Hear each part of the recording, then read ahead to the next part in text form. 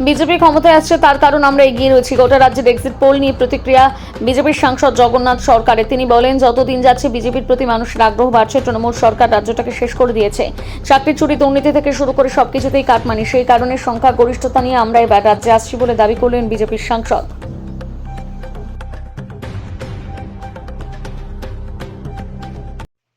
Exit পোলে দেখা যাচ্ছে BJP সব দিক থেকে এগিয়ে। কি, কেন এগিয়ে?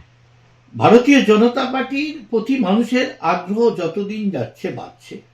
প্রধানমন্ত্রী নরেন্দ্র দামোদর মোদী দেশকে এগিয়ে নিয়ে যাচ্ছে সবকিছু, বিজ্ঞান, অর্থনীতি, সামরিক শক্তি, মহাকাশ গবেষণা, কাজের ক্ষেত্রে ভারতবর্ষের গ্রহণযোগ্যতা এতটাই বাড়িয়ে দিয়েছেন বিশ্বের দরবারে, আমরা ভারতবাসী হিসাবে গর্বিত। অপরপক্ষে তৃণমূল কংগ্রেস বাংলাটাকে শেষ করেছে, বেরোজগারি, আজকে তারা পরিযায়ী শ্রমিকে পরিণত করেছে, বেকারের চাকরি হচ্ছে না, চুরি করে বিক্রি করে খাচ্ছে, সর্বক্ষেত্রে দুর্নীতি, হিন্দুদের ওপর থ্রেট, মুসলিম দুষ্কৃতীদের বারবারন্ত, বাংলাদেশি মুসলিমদের এখানে মদত দেওয়া, এইসব কারণে মেজরিটি সম্প্রদায় মমতা ব্যানার্জির প্রতি একদম নারাজ।